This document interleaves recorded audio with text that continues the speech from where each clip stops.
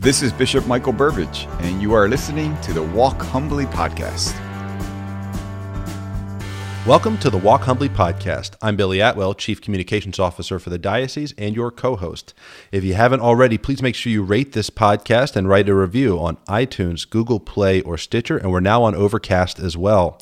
Sign up for our e-newsletter at arlingtondiocese.org, and you can also follow Bishop Burbidge on Twitter, almost 15,000 of you do, at Bishop Burbidge. You can send questions for this podcast. We always answer some questions at the end. Just email info@arlingtondiocese.org. And also don't forget, in addition to parish collections, you can donate to the victims of Hurricane Florence online. Just go to arlingtondiocese.org/Hurricane Florence. That's a really important initiative, and we've been all those funds, 100% of the funds are going to Catholic Charities USA, and then it's distributed to local agencies in that area. But 100% of those funds go to victims of Hurricane Florence. Again, arlingtondiocese.org/Hurricane Florence. I welcome your host, Bishop Burbidge. Bishop, how are you? Great to be with you, Billy. Month of October, beautiful month. We're beginning here. Absolutely, and we're starting here on the Feast of St. Francis of Assisi. Is this a special day for you? It is a special day, yeah. My dad's name was Francis. My brother's name is Francis. My nephew's name is Francis. My grandnephew's name is Francis. My confirmation name is Francis. So we have a great devotion in the Burbidge family to St. Francis of Assisi. Also, it's a special day for me because my announcement, actually, as the Bishop of Arlington was 2 years ago, hard to believe, on the Feast of St. Francis, God's providence. So we ask for his intercession and pray for that grace that all of us may follow in his footsteps. He tells us to be simple, to be humble, and to be pure. Wonderful. Well, what a great feast day, especially for you and your family.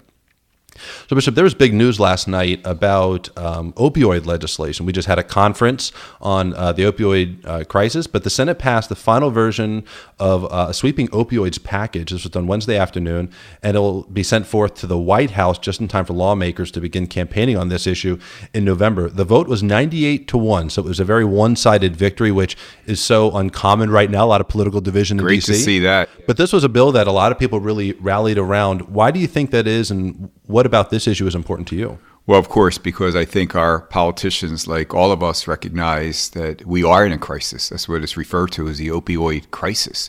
Many people, who were taking painkillers, prescribed for them to help them deal with such situations, has led to addiction. And so practically every family is impacted by this crisis in some way or another, so sadly.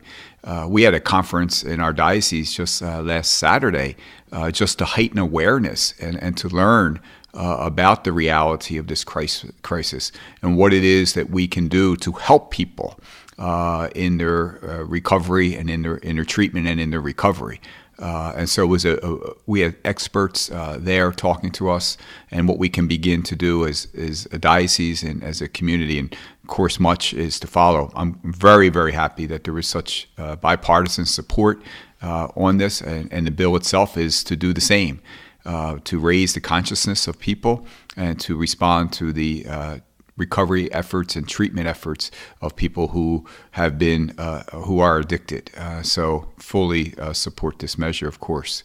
And you've talked in the past, and it's been mentioned in the news that one of the key focuses of the bill, but in the issue around opioid abuse, is prevention, treatment, and recovery. That was a theme within the conference as well. Talk a little bit about those three things. Right. And first of all is the awareness. We have to acknowledge the problem. I even in our own diocese, this was a fact that was conveyed last week. The number of deaths due to overdose of opioids between 2011 and 2017, for example. Okay, so 7-year period. 7-year period. So in 2011, 141.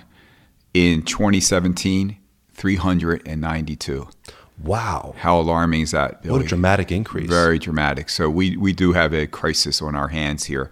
Fairfax County continues, this is very sad, Fairfax County continues to have the highest number of opioid deaths in all of Virginia, both by year and by total. So one of the key issues that we face is, as we mentioned, is addressing the stigma of addiction. Right. Just the ability to be able to talk about it. It's an addiction, and it continues to prevent both people suffering from addiction, but also the great impact it has on the families and all those who love them. So what can we do to heighten awareness, which will lead to prevention, God willing, and to provide the resources and facilities and point people in the right directions to get the treatment they need. They need treatment. Yeah. And then be with them upon receiving treatment so they stay on that path of recovery. And certainly we entrust, in addition, of course, as people of faith, we entrust all people who are struggling, who are carrying this cross, to God's healing love and God's care. Absolutely. And anyone that wants to learn more about that conference, there's an article at CatholicHerald.com. There's also more photos from that, but we also produced videos of a lot of these speakers, and we'll be publishing those as they become available. So stay tuned. If you go to CatholicHerald.com, you can find those there. And I really do encourage our listeners to look at those resources, including, I'm very happy to know that we'll be posting the videos of the speakers. Absolutely. I saw the cameras there, so I'm very glad that we are doing that. Absolutely. Bishop, before we start on our main topics, the news of the sex abuse crisis within the church, it continues. And we've spoken in the past about the kinds of questions that people are asking you and their concerns. What are the emails and letters that you're getting now? We're kind of in another wave of this. There's been a lot of information about what the USCCB is going to be doing and making decisions on in their November meeting.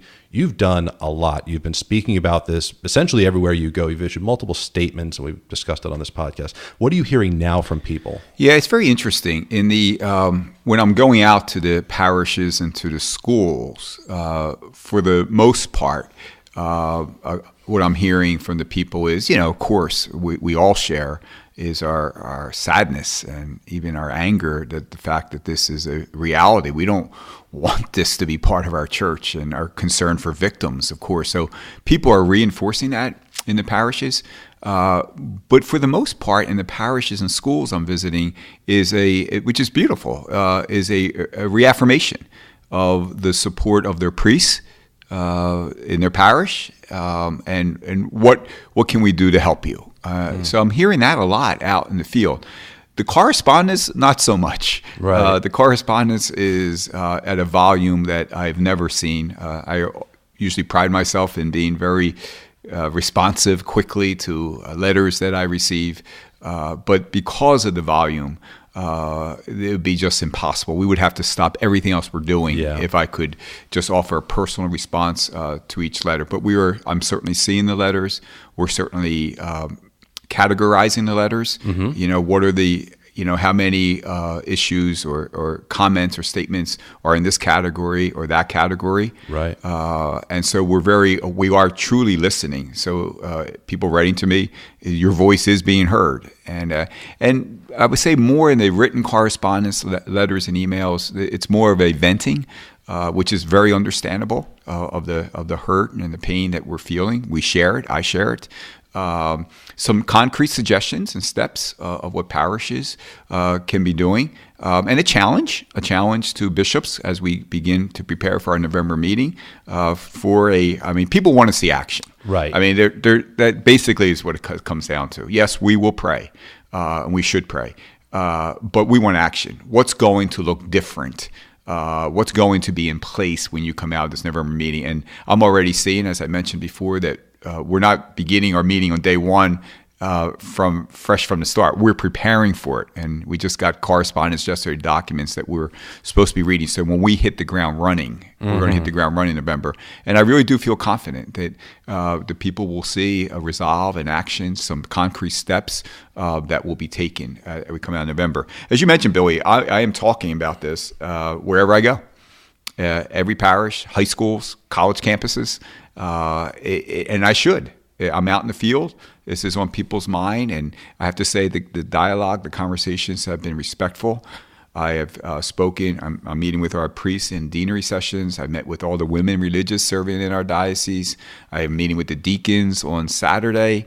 I've also met with all of our lay leadership in the various councils and forums that we have, Catholic Charities Board. We're talking about it everywhere. In addition, I just announced that we are adding 3 listening sessions throughout the diocese where I'm inviting some parish leaders and representatives from the parish to be present so that we can use these listening sessions, first of all, to inform. I think there's some things I want our parish leaders to know what has been done, what we are doing, with the hope and intention that they bring it back to their parishes and hold similar sessions that they can share with their fellow parishioners. So these listening sessions are not going to be maybe as large or as many as people would hope for, but the fact that I can assure you, we are listening. I've been listening a great deal. These 3 sessions are to give resources and tools, talking points, so that they can go back to the parish, but also so that I can hear from these leaders, and I'm certainly sure they will be bringing the feedback that they receive from the parishes, what it is they want me to hear. So I look forward to those opportunities. We will continue with such a process. And you mentioned that it's lay leadership from the parishes that are going to be coming that. And that topic has come up a lot about the role of lay leaders in the church. And there's some that think that the laity don't have much of a role.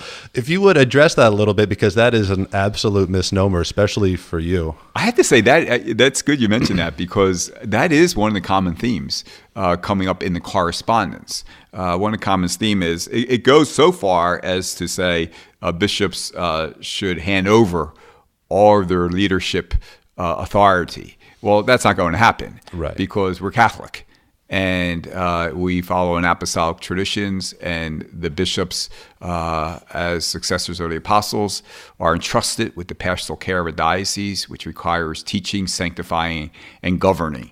I'm going to continue to teach, I'm going to continue to sanctify, and I'm going to continue to govern. In the midst of a crisis, I don't think any of our listeners who have such responsibilities would say that in the midst of a crisis, step aside and let someone else take over.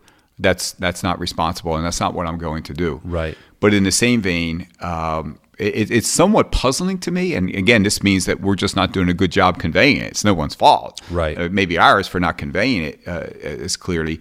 But I hope our listeners understand the amount of lay leadership in our diocese, and the lay leadership and advice and counsel and wisdom and expertise that surround me each and every day in every single area, whether it be finances or building and real estate, whether it be education or charitable works. I am surrounded, thank God, because I could never do this alone, thank God, with lay leaders who participate actively in the decision-making process. I mean, just for example, let me give you a couple examples. My executive staff, where we meet before I make any decision relating to the diocese. I have 2 priests on the executive staff, 3 laymen, and 2 lay women. And every decision that I have to make in the diocese will contain their advice. And like any bishop, you don't go against the unanimous recommendation of that you receive, and you look for that consensus, and we make the decision together. But ultimately, I have to make the decision. I'm not going to do it without the help of laity. My joint leadership team consists of people who are head of offices. We only have 2 full-time priests working in the chancery. Right. The rest is all laity, and that includes in leadership roles, 7 laymen and 6 lay women in those roles. My finance council. In addition, which is canonical. Every bishop has to have a finance council. I have to be a good steward of the diocese, but I can't even dare to participate without lay involvement, including to the 3 priests who serve on the council. There's 4 laymen and 2 lay women. Catholic charity boards. There's 14 lay people on the Catholic Charities Board and 2 priests. The review board, the diocesan review board, which helps us with all these issues dealing with credible accusations and all. Right. There are 7 lay people on that review board. So this is just an example. Yes, the laity forms. The percentage of priests serving the diocese compared to the percentage of laity, right? It's almost it's extraordinary, and that's the role of the laity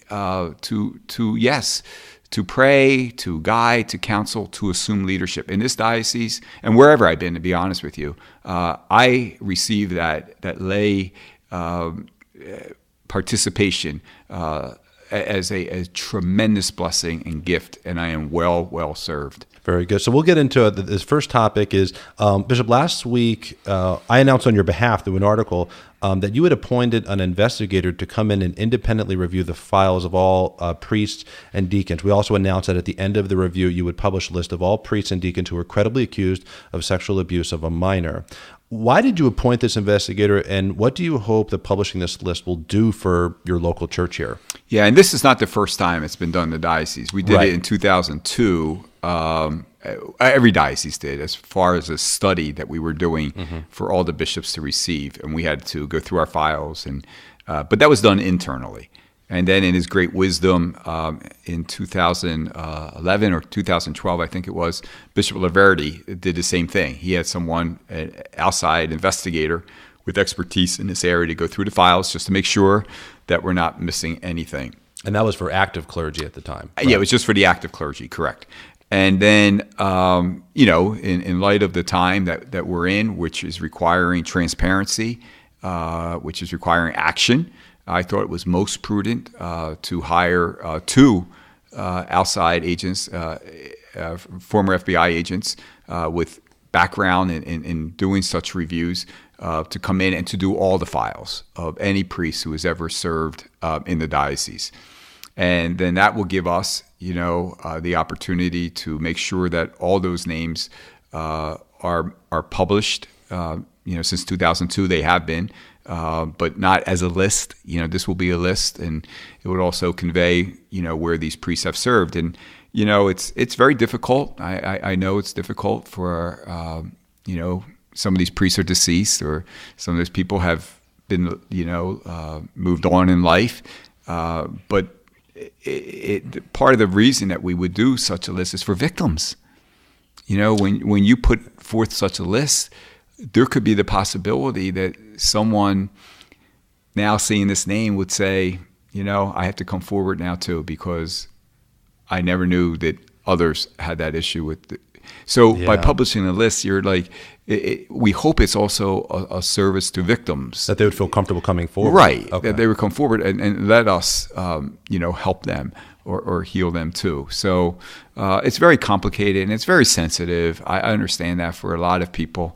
But we are moving forward, and the only way we can do that is with complete transparency. But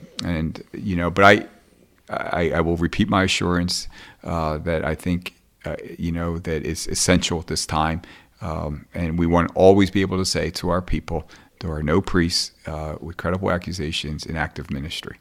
And some of the questions we've gotten about this are, is it truly independent, and are they qualified investigators? Right. You've already said, it's two former FBI investigators, so they've got experience at, some of the highest levels of investigation, and then they're operating independently. The diocese isn't kind of micromanaging the process. They're given just full access to review everything they need and to, inform you with what you need to know. They would not have accepted this position or this responsibility unless they were guaranteed that.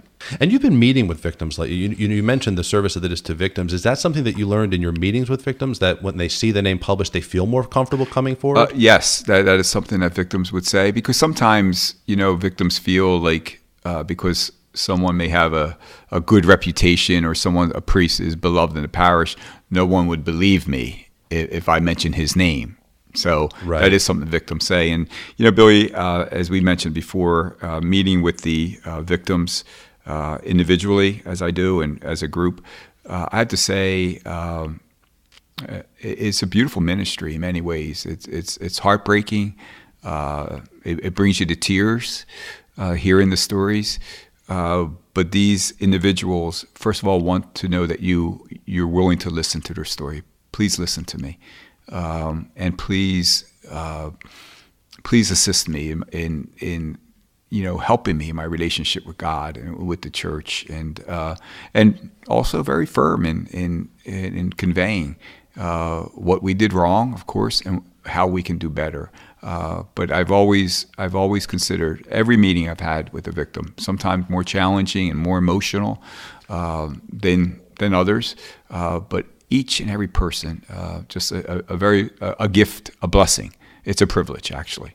For our next topic, Bishop, the National Catholic Education Association awarded Porto Charities the Seton Award as part of its annual gala at the Omnishorum Hotel in Washington on October 1st. Porto Charities President Leo Alonso received the award on behalf of the organization, and Leo, as well as our Superintendent of Catholic Schools, Jennifer Bigelow, were guests on your podcast earlier in one of our early episodes of the Walk Humbly podcast. Some of the listeners will probably remember that. Bishop, you were there for the award ceremony, and you walked out on stage with a 2018 NCEA Seton Scholar. Talk a little bit about that experience and also your appreciation for this program. Well, yes, as you mentioned, we talked about this before in a podcast, Porto Charities, and in conjunction with a number of our schools, really tries to be inclusive, that we do recognize that there are students who have special learning disabilities, but we want to make sure that these students are included as part of the community, welcomed, embraced, loved, and encouraged. So to see that as I visit the schools makes me so proud. What a treasure, what a great ministry in our diocese. And it was recognized, as you mentioned, Billy, nationally at the Seton Award dinner. So I had the great joy of walking out with Katie from Bishop O'Connell High School and to see her joy, to see the joy and how proud her parents were sitting at the table.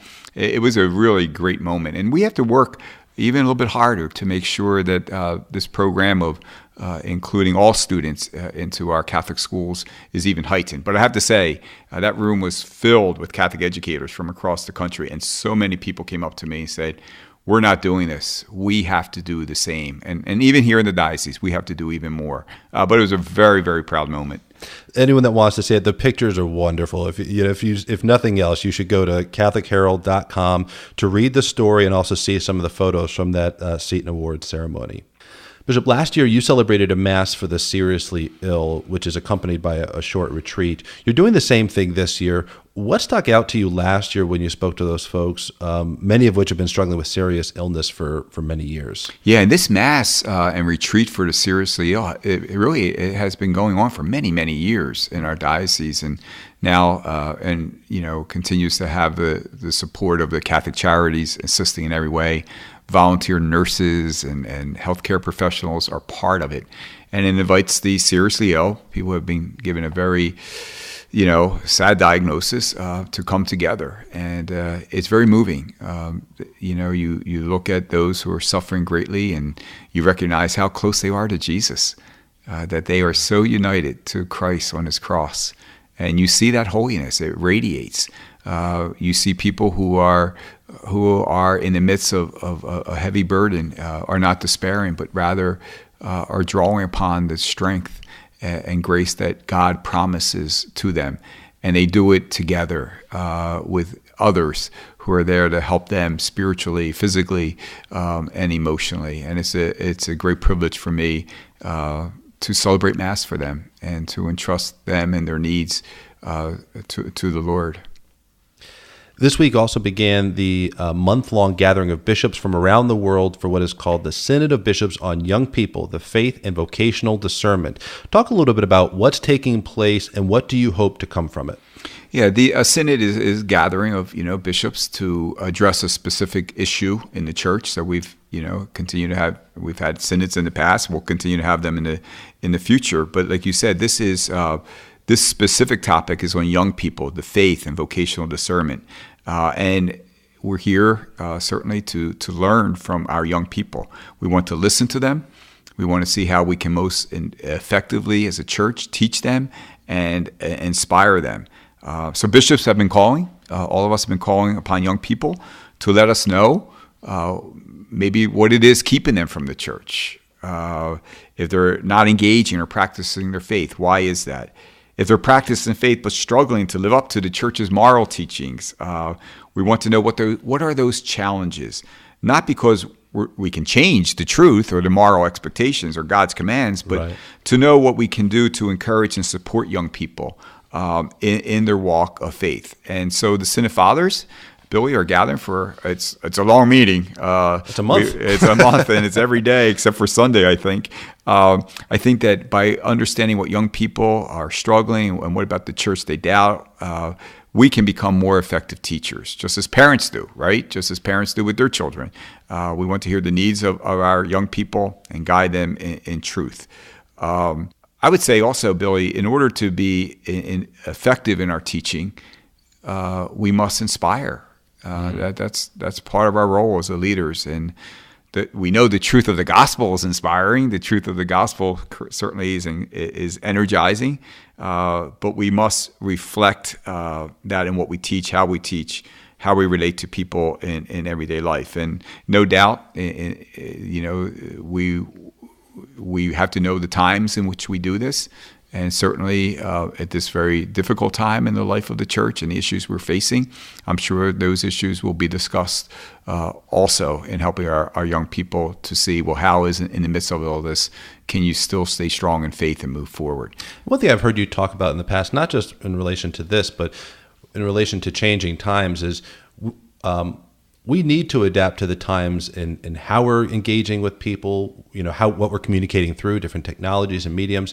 But the substance of the faith is eternal. And that's something that we can rely on, whether you're talking to a young person in the year 1200 or today. There are fundamentals of the truth that need to be transmitted, but the times create a context through which you have to teach. And that's the focus. And that seems to be what a lot of people are saying with the synod is we need to listen. Right. But it doesn't mean that because it's hard, we don't teach it anymore. That's right. But it's how do we teach it? How do we engage and draw them closer to God? That's exactly right. And usually, really all the time after a synod like this, there's a post-synodal document that will kind of summarize everything that was heard, everything that was listened, and even come up with, and here's how we can move forward. That will be a benefit not only to the universal church, of course, but also each diocese will be expected to, okay, let's study this document. It's going to be different each diocese how we respond, but we have so it's not going to be a book that should sit on a shelf. It's going to be a book that a bishop should receive, work with his staff, and all right, what's this saying to us here in the Diocese of Arlington in the year 2018?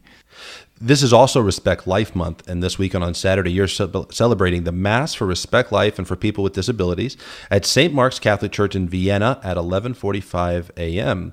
All are welcome to attend. The theme for this year's Respect Life Month is Cherished, Chosen, Sent. What does that theme mean to you? There's a lot going on in October, isn't there? Month. It's a busy month. I'm starting to wonder how we're going to communicate it all. I know, really. Make it available. But Respect Life Month, again, is every day is Respect Life Day, right? That never changes, but it's always good to heighten our awareness. And October is the month that the church here in the United States does that. And listen to the theme, cherished, chosen, and sent. How beautiful. It gets to that heart of the matter, the truth that every single person is created in the image and likeness of God, cherished by God, precious in God's sight, chosen by the Lord, sent forth to be his disciple. And as a church, as a society, we must embrace the life, the dignity of each and every human person. I look forward every year to celebrating this Mass. We gather together as the family of Christ to celebrate life, to celebrate the gift of life, to thank God for it, and to renew our commitment to protect life, to defend life at every stage, from moment of conception to natural death. And then, in addition to the Mass, we always remind our people of the 40 Days for Life is happening right now. It's a prayer ministry where we pray in front of abortion facilities and offer our witness. We've seen some great result of our prayers, even recently, of abortion facilities in Manassas becoming a healthcare facility. So we never underestimate our prayers. We always advocate for life. We always engage our elected officials and challenge them to be defenders of life. It's also, I think, a very important time, Billy, to remind those mothers and fathers who have participated in an abortion, that the church stands ready as instruments of God's love and mercy, because there is no sin greater than God's love and mercy, but we stand ready to help them in the healing. Certainly, every study will confirm that those who participate in abortion, there are so many very, very difficult consequences emotionally and spiritually. And so we have this beautiful ministry in the diocese, Project Rachel. We hold prayer and retreat for members It's powerful to see the transformation that can take place. I am speaking directly now to mothers and fathers who participate in abortion to really consider the possibility that God is inviting you to be healed, and we stand ready to assist you in this through this ministry. And if you're hearing that call, there is a retreat actually coming up on October 13th for people who have gone through an abortion or in some way facilitated one. If you would like to attend that retreat, I would encourage you to email info@helpafterabortion.org, or you can call 1-888-456-HOPE. That's 1-888-456-4673. This has been a very powerful ministry for a lot of people. I've been able to interview people that have gone through a retreat like that, and it's very powerful for them. Bishop, we have a couple questions from the faithful. Do you have some time? Sure. All right, very good. So Anne from St. Timothy's in Tilly, I'm going to give a little backstory. Okay. She said, but it's a very popular question, actually. Her son is in middle school, and at this age, he's playing video games with his friends, and there's a game called Fortnite, which is extremely popular. It's the most popular game in the world right now, actually. He doesn't play yet, but many of his classmates do. They connect after school, and they're even playing in school sometimes. And she's really struggling with whether or not she should allow her son to play this game, because there's an element of violence. You're trying to kill the opponent and those kinds of things. So she's wondering, as a mom, what should she do? So she said she would like you to weigh in and hear her questions. Are we as Catholic parents to discourage our children from playing these kinds of games? When we do this, when they are everywhere, the game she means, it seems that it's really going to impact them socially, maybe, and she's worried about that. So I would wonder if you just kind of respond to that general idea. Yeah. First of all, it tells you how old I'm getting, because I've never even heard of this, this game. I had to look it up, but it's apparently really popular. Yeah. And, I say this respectfully in that I understand completely that the parents are the first teachers of their children in ways of faith and areas of all areas of formation. And I think it's just wonderful that Anne's even asking the question. Oh, that's a great point. I think it's great. We just, I think it's very important for parents, but really for all of us to be vigilant on what is the air we're breathing. Whether it be video games, whether it be movies, whether it be television. And, if those images of what are the images that are in front of us, because we're breathing that air in a sense. That's right. And if it's violence, I think we'd be naive to think that it's not having some sort of impact on us, whether it be violent movies or violent video games. So I think I think it's great that Anne is being vigilant here and monitoring this situation to see what impact it would have. I offer a word of caution. I do think that such games or movies or whatever that promote violence, there's some risk there. There's definitely some risk, so I would caution our parents to be vigilant to see if they notice if their child is using these games or playing with these games, if it's impacting behavior or in any way. We always hope that our kids are under even young kids. I see it when I go to the schools and I hear it from them. They're under so much stress and pressure at young ages. You always hear me talk about this. I worry about that. So I always do encourage, well, what are the life-giving things, that kind of relieve them of that stress, whether it be their music or their art or their sports. It's life-giving, gets them away from that. Healthy, enjoyable, life-giving hobbies or activities. From what I'm hearing about this video game, I'm not so sure it fits into that category. Yeah. So I would definitely say that it definitely does need monitoring. Especially during Respect Life Month, right? Yes, exactly. Yes. All right, so next was from Keith. He doesn't mention his parish. He says, when our Blessed Mother appeared at Fatima, she instructed the 3 children to pray the rosary daily versus, say, attending a Mass daily or some other daily devotion. My question is why, and what are the implications for Catholics today? That's a very good question. And again, October is the month of the Rosary. Our Holy Father has asked all of us a little reminder to our listeners to pray the Rosary every day, especially this month with the special intention for healing, for peace, and for reconciliation within our church and within our diocese. Being mindful, of course, of the most vulnerable. And it was just last year we celebrated the 100th anniversary of Our Lady of Fatima. And I remember saying then that Cardinal Ratzinger, who became Pope Benedict XVI, put it best when he said that the message of Fatima was a stark reminder of what the Church continues to teach in all times, which is the exhortation to prayer as the path of salvation for souls, and likewise the summons to penance and to conversion. So there's no better experience we have with God than we have at Mass, and listening to His Word and receiving His body and blood. And in order for our lives to continue to be transformed as we seek to grow closer to the Lord, we must pray whenever we can. And the Rosary can be prayed almost anywhere and almost at any time. That's true. There's a very low barrier to entry with the Rosary. They're not expensive. You can usually get them for free. And especially in this area where there's so much traffic, that's where I get the most rosaries prayed, Right. But remember what Our Lady said at Fatima too. She said, "Say the Rosary every day." That's the message of Fatima. Say the Rosary every day to bring peace to the world and an end to the war. That was World War I. Right, that was 1917, right? Right, and our world is going through a battle right now. We really are. A battle against evil. Evil's at work.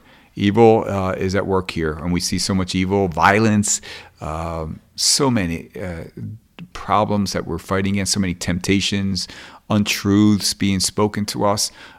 So I just want to encourage our faithful. It's one of my favorite prayers to pray, but the Rosary has been and continues to be a powerful force seeking Mary's protection and the help of her Son. I think we need people praying the Rosary more than ever, to be honest. Absolutely. I'm sure St. Francis of Assisi would want us to. Here we are at his feast day.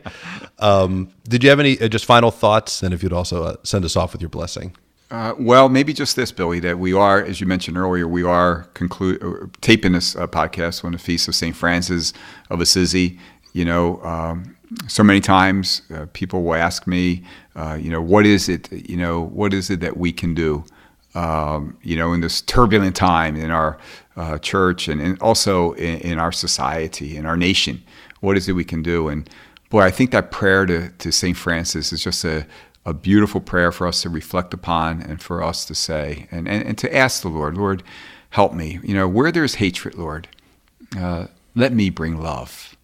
Let me be an instrument of your peace. And maybe through the grace and help of St. Francis of Assisi, God's grace and the intercession of St. Francis of Assisi, maybe we can advance in that and being sources of unity, pardon, love, and God's peace. And I wish that precious gift of the Lord's peace upon all of our listeners as we continue to walk humbly with God. Thank you for listening to the Walk Humbly podcast. Make sure you check out more episodes on iTunes, Google Play, and Stitcher. You can follow me on Twitter at Bishop Burbidge, where I offer spiritual reflections each morning in the gospel and share photos and updates of what is going on in the Diocese of Arlington. Stay up to date with news, event information, inspirational content, and more by subscribing to our e-newsletter at arlingtondiocese.org.